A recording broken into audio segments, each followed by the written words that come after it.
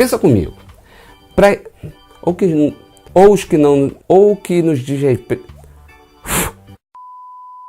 Se você já pensou em se tornar um professor ou já está na faculdade fazendo a sua licenciatura, esse é mais um vídeo recomendado para você. Porque nesse vídeo eu vou dizer quais são as 5 características pessoais que um professor brasileiro não precisa ter.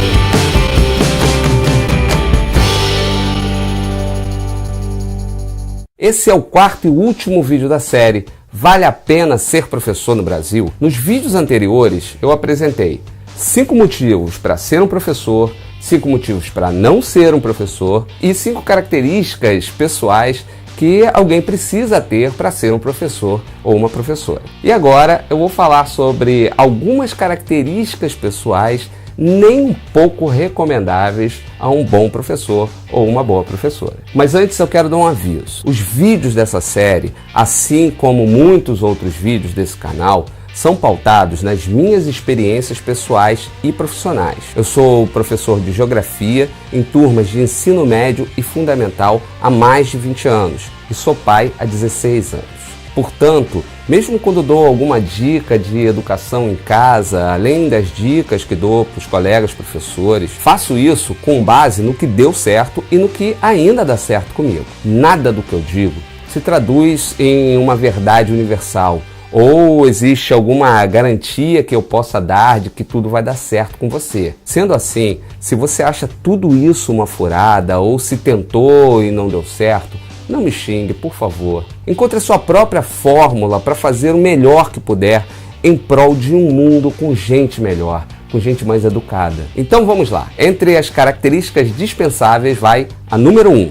E eu já começo com um combo. Autoritarismo, arbitrariedade e injustiça. Ter autoridade e ser autoritário são duas coisas bem diferentes. É possível ter autoridade sem perder a razão. Por exemplo, quando você cria uma regra ou cobra que as regras da escola sejam cumpridas, mas você mesmo não as cumpre, como no caso de um colega que não permite o uso do telefone celular em sala de aula, mas não deixa de atender o seu próprio celular quando ele toca. E aí, nesse caso, o colega vai estar apenas dando aos alunos uma bela aula sobre como funciona uma sociedade de privilégios, na qual as regras não se aplicam a quem tem poder. Exatamente aquilo do qual tanto reclamamos, não é?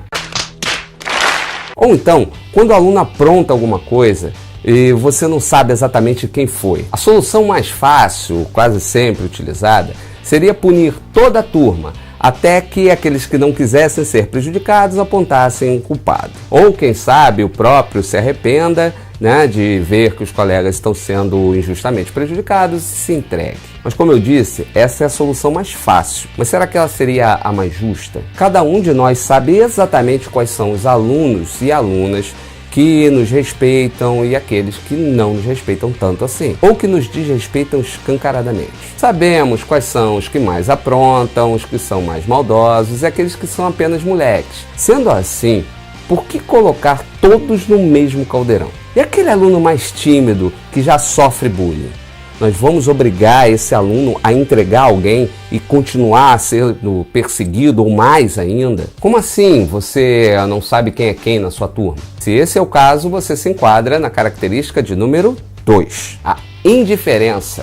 A relação entre um professor e sua turma, como qualquer outra relação, funciona melhor quando as pessoas se conhecem minimamente. Por mais que você tenha um único contato semanal com as suas turmas, você faz isso por meses a fio. Nós chegamos a acompanhar alguns grupos por 2 ou 3 anos seguidos. E como não saber um mínimo, pelo menos, a respeito de cada um?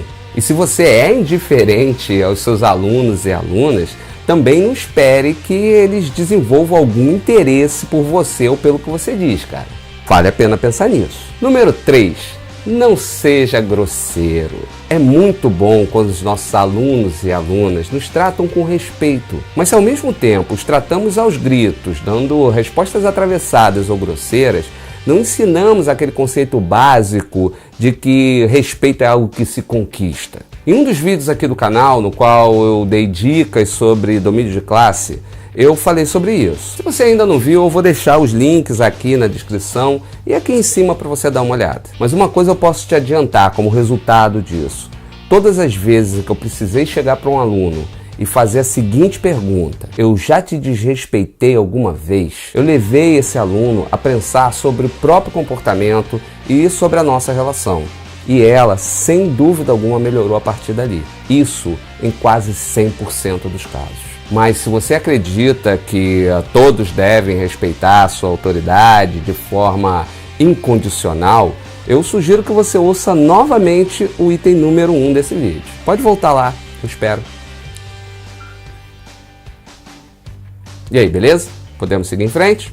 Então vamos lá. Número 4. Não seja preconceituoso. Sobre essa nem precisa falar muito. A vida pacífica em sociedade exige que a gente saiba lidar com os nossos preconceitos, de forma a respeitar os nossos alunos e suas diferenças, assim como nós exigimos que eles não nos confundam com os demais professores. Quando, por exemplo, eles dizem algo do tipo: ah, mas a outra professora deixa a gente fazer isso aí. Sendo assim, evite piadas e comentários preconceituosos.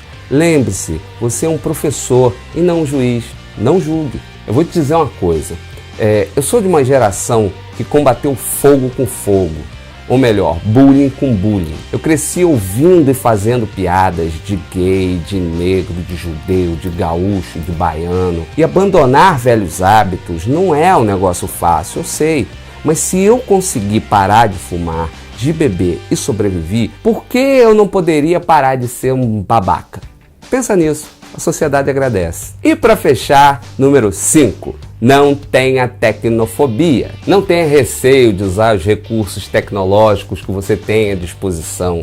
Se a escola dispõe desses recursos, utilize. Se você não sabe usá-los, aprenda. Dessa forma, o seu acesso aos alunos se facilita e você pode variar um pouco os seus métodos. Para a maioria dos nossos alunos, ir à escola é como comer chuchu todo dia. É aquela coisa sem sabor, aquela coisa sem graça. Mas se você tiver acesso aos temperos e às formas diversas de preparar o chuchu, você vai tornar o chuchu nosso de cada dia cada vez mais saboroso. Por que eu vou ficar comendo o mesmo chuchu com sal todo dia? Pensa. E se você lembrar de mais características desnecessárias a essa nossa profissão, escreve aqui nos comentários ou comenta lá nas redes sociais. Se você curtiu, dá um like aí embaixo e não se esqueça de se inscrever no canal. Espero que você não se ofenda com nada do que eu disse e que siga buscando ser